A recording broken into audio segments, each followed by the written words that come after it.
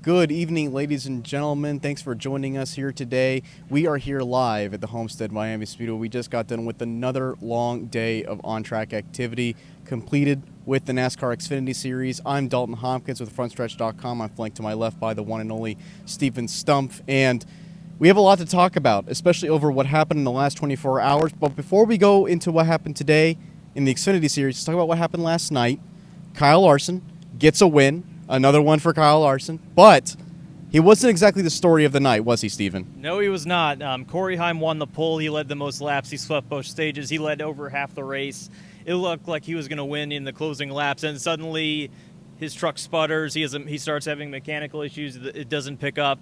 He drops back to third, falls over a second and a half behind Lane Riggs and Ross Chastain. Then he makes it all back up, gets back to the lead with 4 to go. It looks like he's going to win. Then it happens again, and he falls back to third. This time he can't recover, and a dominant win slipped out of his fingers. But it was the unlikely winner in Kyle Larson, because at the start of stage 3, he was battling for second when he spun out and fell all the way back, to 23rd after making repairs. And so in the final 39 laps, he charged from 23rd to the win, and he was 3.5 seconds back in 5th place with 5 to go, and he still got it done. Yeah, what a big surprise, like Kyle Larson getting it done after being, 5th place, however many seconds back. So big shock there. But today was almost a similar story in a Kyle Larson win, but except that's not what happened, where Kyle Larson won, and he actually got a good result out of someone else's misfortune, a dominant driver's misfortune. He was a dominant driver today, and he had his own misfortune at the end of the race. Steven, you got to talk to him after the race, and you also got to talk about Sam Mayer as well.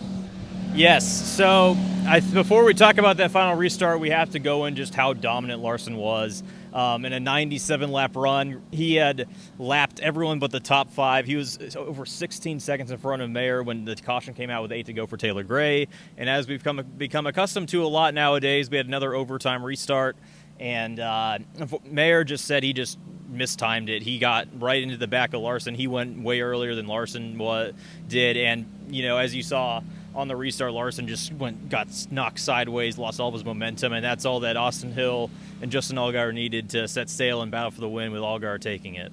Allgaier, he overcomes all of that and still ends up getting the win there. What'd you say? What'd you say in the press conference? He was 10 seconds back? Is that what it was? With 10 laps to go, how many seconds? No, it was not. It was not 10 seconds. It was 25 seconds. I was only a little off. Okay. He was 25. He was in 4th place and with 25 seconds to go, seconds back, when the caution came out. And it's kind of ironic he wins at Homestead, because this is probably one of his worst tracks on the schedule. He had never even had a top 5 before winning here today.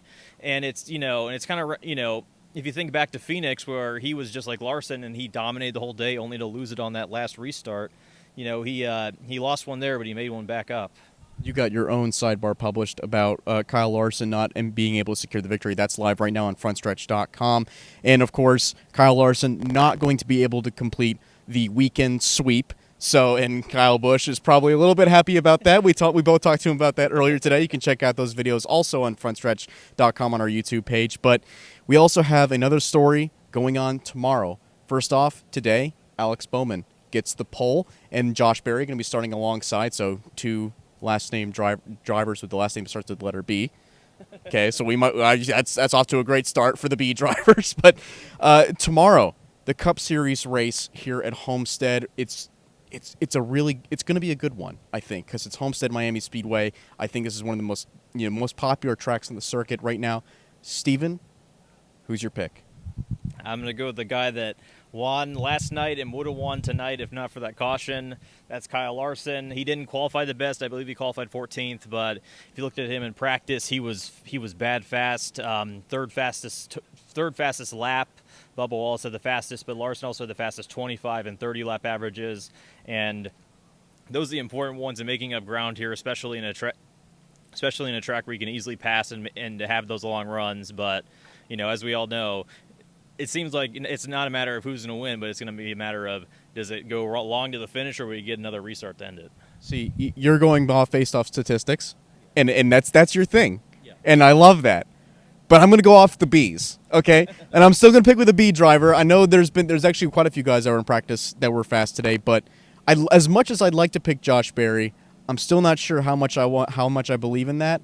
I'm gonna go with a different Penske affiliated Penske driver. I'm gonna go with Ryan Blaney tomorrow. I got a feeling that he's gonna have a pretty good run, solid run tomorrow. He's looked fast here in the past, but again, going off emotion, right?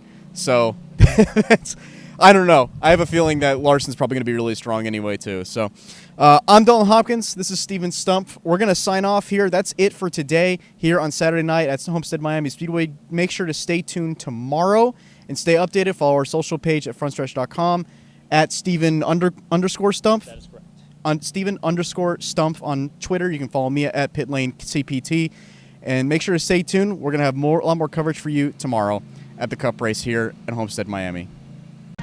My Place Hotels is proud to be the official hotel partner of Frontstretch. With plush beds, in-room kitchens, and pet-friendly hotels, My Place makes for the perfect pit stop when traveling. Frontstretch fans can use promo code FRONTSTRETCH to save 10% on your stay at any of our nationwide properties. Sign up for our Stay Rewarded program to get even more savings. With My Place Hotels, don't just stay, stay rewarded. Jared Haas with Frontstretch.com. Come back soon for more great racing videos. And if you like us, make sure to hit that subscribe button.